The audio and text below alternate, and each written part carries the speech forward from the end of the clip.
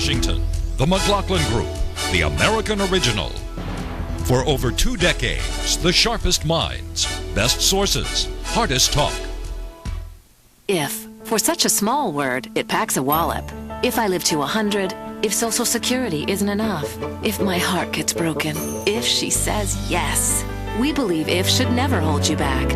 If should be managed with a plan that builds on what you already have. Together, we can create a personal safety net, a launching pad for all those brilliant ifs in the middle of life. You can call on our expertise and get guarantees for the if in life. After all, we're MetLife.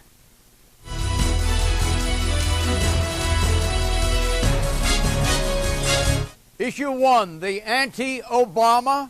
I'm Scott Brown. I'm from Rentham. And I drive a truck. I am nobody's senator except yours. Scott Philip Brown pulled off one of the greatest upsets of American political history this week. The 50-year-old Republican Brown defeated Democratic Senate candidate, Massachusetts Attorney General Martha Coakley. Brown will enter the U.S. Senate as the 41st Republican. That ends the Democrats' filibuster-proof 60-seat supermajority.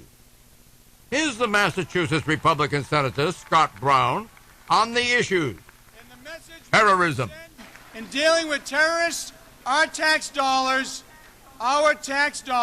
should pay for weapons to stop them and not lawyers to defend them. Fiscal responsibility. No more hiding costs, concealing taxes, collaborating with a special interest, and leaving more trillions in debt for our children to pay. Obamacare. It will raise taxes, it will hurt Medicare, it will destroy jobs, and run our nation deeper into debt. Universal health care. I think it's important for everyone to get some form of health care, so to offer a basic plan for everybody I think is important. New breed Republican. Maybe there's a new breed of Republican coming to Washington. Maybe people will finally look at somebody who's not beholden to the special interests of the party and who will look to, just to solve problems. Question, should this be gloat time for Republicans, Pat Buchanan? It should be in a way rejoice time, John, because what this guy did is he said, I'll go to Washington and I'll put a stake right through Obamacare. He shot up in 1 month 37 points, and 36 hours after he won that election, Nancy Pelosi said health care can't get through the House, and Obama gave up on it. You've got a populist conservative movement which is like a rocket. If the Republican Party can attach it to itself, it can pick up a plethora of seats in the House and Senate this fall.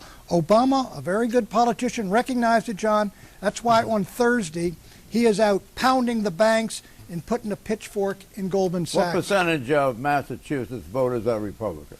There is 17% are 11%, Pat. Well, it's 17%. No, it's 17%. Democratic registration 3-1.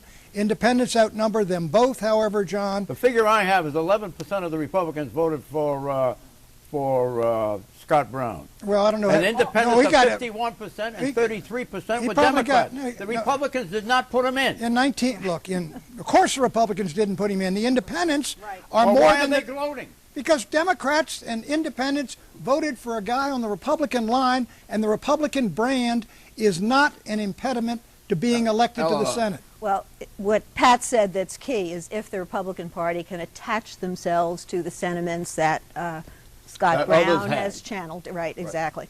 Scott Brown voted for health care, Romney-Kennedy care in Massachusetts, and his message was that Massachusetts had acted responsibly and had expanded health care, and why should they go for national health care where they would have to subsidize other states for the less responsible leaders in the rest of the country? It was basically, we've got ours, we don't want to share. Are you embarrassed that 33% of the Democrats voted for him? No, I mean, I can see what went wrong in this election. Would you have voted for him?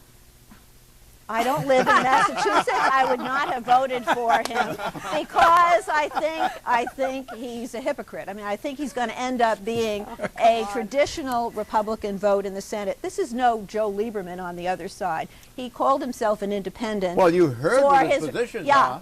Right. And well, the independent are any of those positions opposite from the Republican Party? I don't think so. Look, when you talked about the breakdown in Massachusetts, it is stunning that now, as Massachusetts goes, so goes the nation. Who would have thought that Massachusetts is now a swing state? He ran a very canny campaign, but what he tapped into was outrage on the national level at what Obama and the congressional Democrats have done. And this explains why the 33% of Democrats voted for him.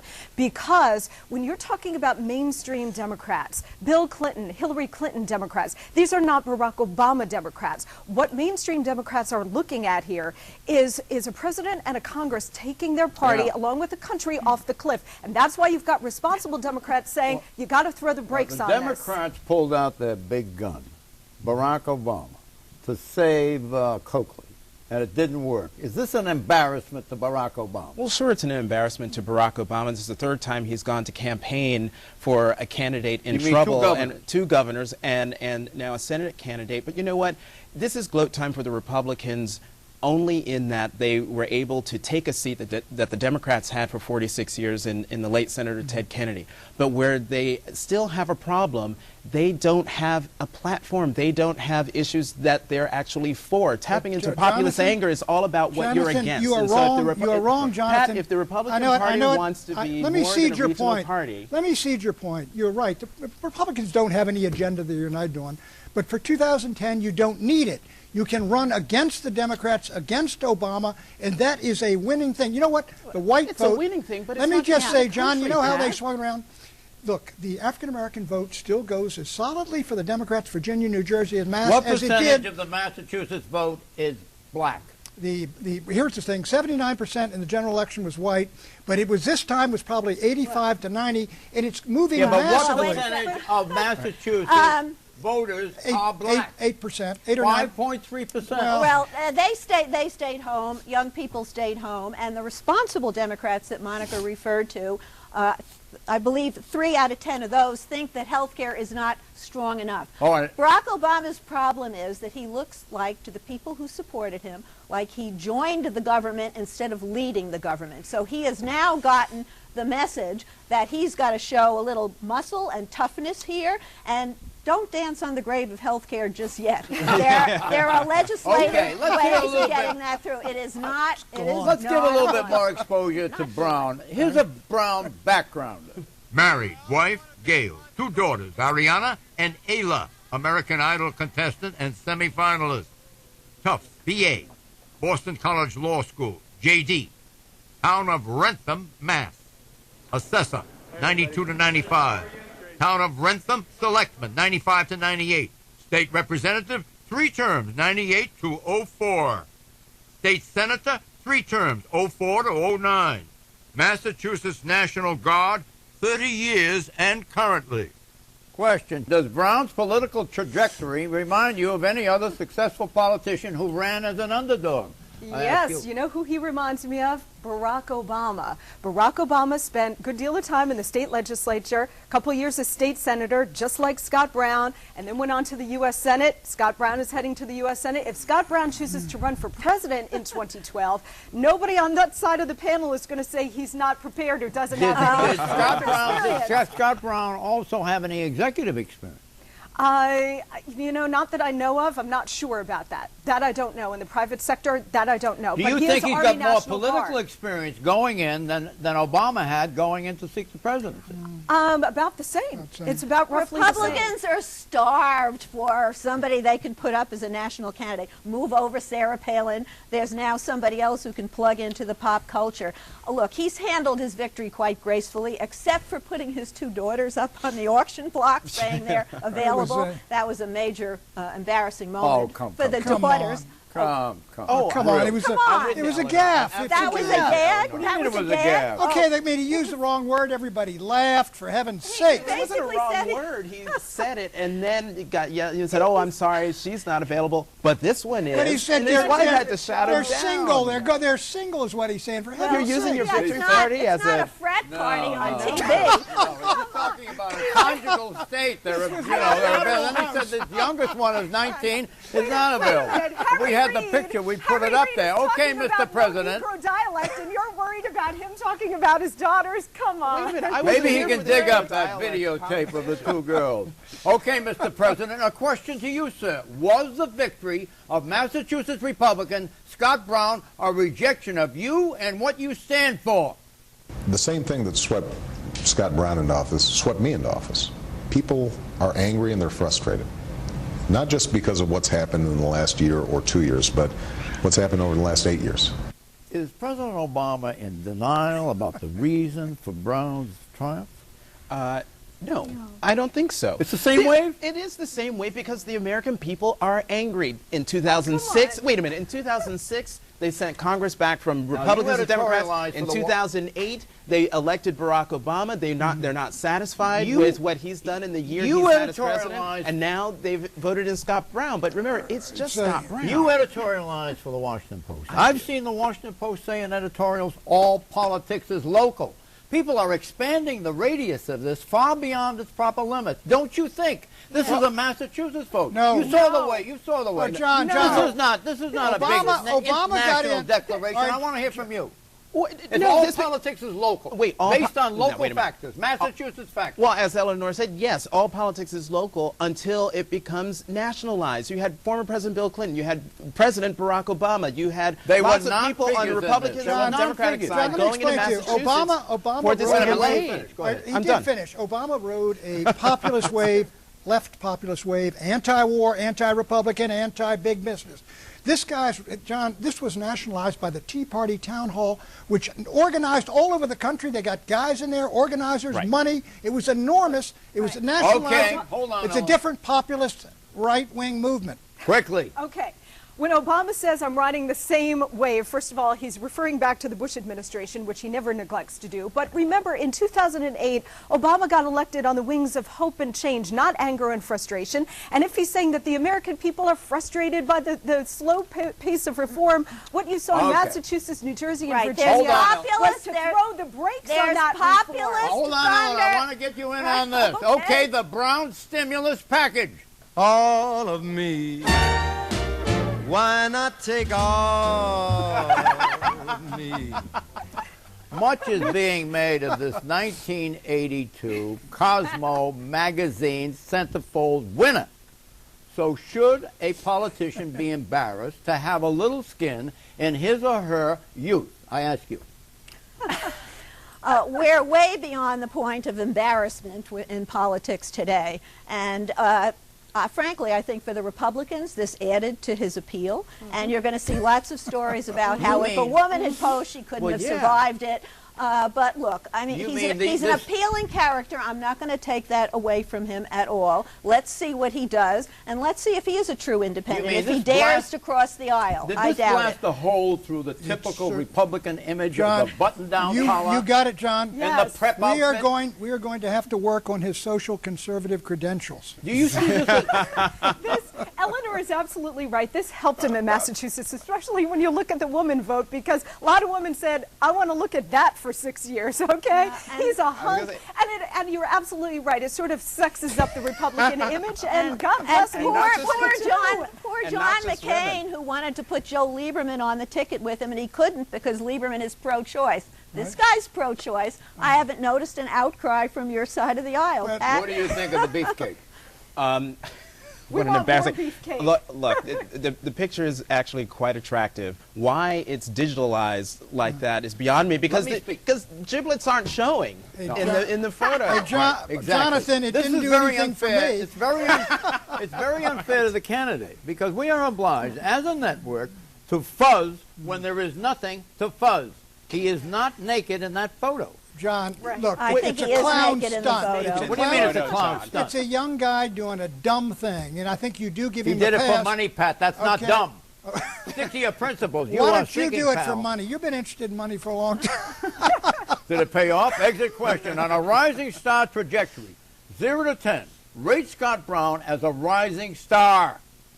I think he's right now in the Republican firmament. He's a 9. Only Palin may be ahead of him. He's a sensation out there as a fundraiser and all the rest of it. He's got a great future if he handles himself right. Really? Mm-hmm. Yes, I believe so. Yep. Oh. He's pop culture phenomenon. Give him a rating. We don't yet know how he's going to perform as a senator. I give him a 7. 7 on a trajectory run? Of 25. I give him a 9. The very fact that a Republican could be a kingslayer, slaying the Kennedy machine, slaying the Democratic machine in deep blue in the state of Massachusetts, instantly catapults him to the top ranks of the Republicans. He would never have won if we were not in a recession. Maybe, or if the Democrats had run a better candidate. I mean, there are a million what-ifs, but the national environment cannot be overlooked here. You've got a popular revolt going on. He tapped into it. He drives a pickup truck, which Obama made a huge mistake making fun of in that because it made the Democrats look elitist. What do you think of my proposition? He would not have won were we not in a recession. I think you're right, and I would say that but still, I would say on your scale, he's a 9. And he's a 9 because, as Eleanor said, the Republican Party is starved for stars. Issue 2, aftershocks in Haiti. Haiti suffered its worst earthquake in 200 years last week, a severe 7.3 Richter scale shock. And this week, more aftershocks hit the island. They measured 6.1, 4.9, and 4.8 on the Richter. Defense Secretary Robert Gates stepped up the U.S. military effort. At least one port clearing ship with cranes was moved in to get Haiti's port functioning. And President Obama himself appointed 2 former presidents, Bill Clinton and George W. Bush, to oversee the total U.S. rescue effort. Clinton and Bush both made it clear what Haiti needs most, namely cash. Now, right now, all we need from people, if you can't be part of a medical team or a search and rescue team, we just need cash. I know a lot of people want to send blankets or water. Just send your cash. President Obama last week pledged funding to aid the Haitian people, $100 million. And the rest of the international community promised $1 billion in aid. The Haiti death figure is expected to reach over 200,000. Now, scroll back to 1998, 12 years ago. Hurricane Mitch hit Central America. 9,000 people were killed. Less than 1/20th the putative death toll in Haiti. Yet the international community, including the United States, gave $6.3 billion to help Mitch victims. Question. Before the earthquake this year, Haiti received $700 million in aid per year on a per capita basis. Haiti was one of the world's largest foreign aid recipients. What is Haiti's track record in handling foreign aid? Do I have a volunteer? You write editorials, as I've said I write before. editorials. This is a question we haven't explored, but clearly, given the death toll and given the horrific images we've seen out of Haiti, the money isn't well spent. I mean, Haiti still remains the poorest country in the Caribbean and in the Western Hemisphere. The money is going in, but it's not being put to effective use. You've heard of the Wall Street Journal, right? I've heard. No, I'm not comparing the Wall Street Journal and its massive circulation with the Washington Post. However, Brett Stevens of the Wall Street Journal on January the 19th this week, he said that Haiti received $701 million in foreign aid in 2007.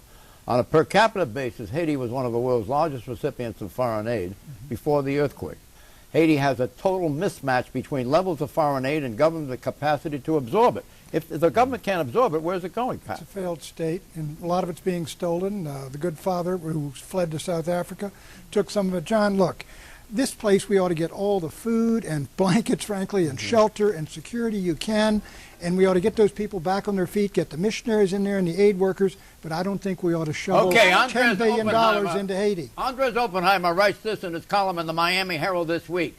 Haiti will need a global version of the 1948-1952 U.S. Marshall Plan for the reconstruction of Western Europe after World War II, and it will have to be launched right away. You and I know that pretty soon the Haiti story will fade from the headlines, replaced by the next celebrity tragedy or international political crisis. If not done now, it won't happen. True or false? Well, the difference, though, between the Marshall Plan and what's happening now in Haiti is that the countries of Western Europe after World War II, they had institutions that survived the war. They had a political class. They had some sort of operational society, culture going. Haiti doesn't have any of those institutions that can support a huge influx of money a la the Marshall Plan plan. Remember, since 1992, when Bill Clinton was president, the United States has pumped $3 billion into Haiti. Most of that was siphoned off by incredibly corrupt leaders. You had Baby and Papa Doc Duvalier. You had Aristide, who made off with $900 million when he fled the country. The question now is, I mean, if you're talking about without reciting the whole sorry history, President Clinton is now the U.S. envoy to Haiti. He has said that there has to be more coordination under the auspices of the UN to try to coordinate all this aid. They're just trying to recover from this massive earthquake which has destroyed the capital and destroyed their government. So let's cut him a little slack. We are not going to borrow $6 billion from China and send it to Haiti. That may be true, but China's giving $1 million. We'd have to borrow it. We're in debt.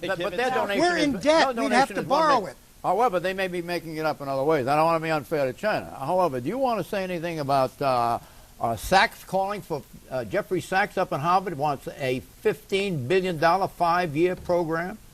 $15 billion? Okay, $15 billion over 5 years, but to do what exactly? And as Monica rightly points out, Haiti doesn't have has neither the capacity nor the institutions to handle that kind of money. Aren't you saying that the $100 million is pretty paltry and measly, considering our status with our budget of what, $2 trillion It seems to me the sums of aid that have gone into Haiti make the world look good. The Red Cross raised $27 million just with text messages. So I don't think we should make the center of our complaint right now the lack of money and assistance going. I disagree with you. Issue 3, table d'hôte or a la carte? We need the American people to stay engaged in this fight, because if the American people stay engaged, we can stop this bill. This bill is President Obama's health insurance reform bill. It's dead. If the 2,000-page bill with a price tag of $1 trillion is presented as is, whole and entire, the win by Republican Scott Brown of the U.S. Senate seat held for 46 years by deceased Democratic Senator Ted Kennedy will deprive Democrats of their filibuster-proof 60-seat supermajority they need to pass the Obama health bill in its current state. So, Democrats are now taking a new course. They will no longer try to pass the health care bill whole hog as it is. Take pieces of the Senate and House bills, debate the imperfections out of them, then vote on them one by one over a period of time. I think what we're going to have to do is do it on an incremental basis. There are aspects in both bills that have broad support, and I think that we would get a good policy out of a series of bills that were brought up over the next several months. President Obama this week hinted at a willingness to take the incremental route. I would advise that we try to move quickly to coalesce around those elements of the package that people agree on. Question, is this like sewing together pieces of a corpse? You'll end up with a Frankenstein. Jonathan. I'm sorry. Clearly, vividly. And yes, it could be a Frankenstein if it doesn't work. But clearly, Congress has no option, I think, than to get something done. You do not spend almost an entire year debating a bill or an issue back and forth only to say, because somebody got elected in Massachusetts, we're not going to do anything. Congress must do something. Yes, it's very appealing to think you can just take out all the popular parts. But if you do that, if you didn't get a vote for the individual mandate, you couldn't get the insurance companies to keep down their costs, and you can't abolish the pre-existing conditions. So it all hangs together. I think the more likely route is that they send it through a legislative maneuver called reconciliation in the Senate, which only requires 50 votes, really, because Biden can be the 51st vote if necessary, so that you can keep the pieces together and amend the parts that the House Democrats can't swallow, which is the Cadillac tax and Ben Nelson's Cornhuskers deal. So you don't have to worry about seating the incumbent senator from Massachusetts. No, he would be seated, but you wouldn't need his You vote wouldn't need his vote. it would be a budget maneuver. And from what we're hearing is that the Democrats this very weekend are talking about going that route, reconciliation. But I have to tell you, if they go that route and they jam this thing down the American people's throat with 51 votes, November is going to make Massachusetts look like a walk in the park. George W. Bush passed tax cuts through the reconciliation, tax cuts worked and a lot of other let me move it on to, okay, Republicans, shut out. We've offered to work with the president all year. We've been shut out, and shut out. Leader Boehner, what is your advice to President Obama for a State of the Union address next week? If I were the president, I'd come before the American people and say, listen, I've heard you loud and clear. I'm going to make a renewed effort to keep my campaign promises, to work in a more bipartisan way on things that we can come together on to help improve our economy and get people back to work. You think of that advice, Pat? Well, I think if he's going to go that route, you got the problem that Eleanor mentioned, which is, look, you take pre-existing conditions. Insurance companies got to take the guy regardless of pre-existing condition. Therefore, the insurance companies lose money. They raise rates. What do you do then? You got to have somewhere to take care of that. So you force kids in there. They could buy insurance. You're back into the same problem, John. And don't forget, the advice is disingenuous because the Republicans have no intention of supporting anything Barack Obama does. They've been invested in his failure from the day he took office. Don't forget, it's not like they haven't been asked. You saw the way Boehner worked with Teddy Kennedy in Massachusetts. They were also personal friends. Right, they also put on a banquet for the underprivileged children of Washington, D.C. Why, in other words, is she wrong in her presupposition? Don't forget that it's not just the Republicans who oppose this. You've got a lot of blue dog Democrats watching what went down in Massachusetts saying, hey, the American people don't want this. I don't want to risk losing my seat. Forget it. False prediction. Rahm Emanuel, the President's Chief of Staff, will be gone by December 31st this year. Yes or no? Maybe sooner. Yeah, they need to shake up now, and Rahm wants out. Yes, and replaced by Valerie Jarrett. Jonathan. Yes, and that's very interesting, Monica. Yes, replaced by Tom Daschle. Bye-bye.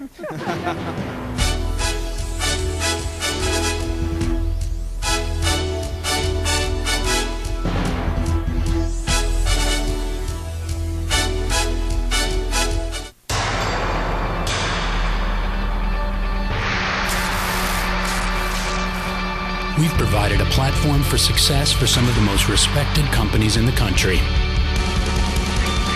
We fueled their growth with a highly educated workforce and a can-do, pro-business attitude. Just ask our trusted business partner, Toyota. Visit Mississippi.org to see what we can do for you.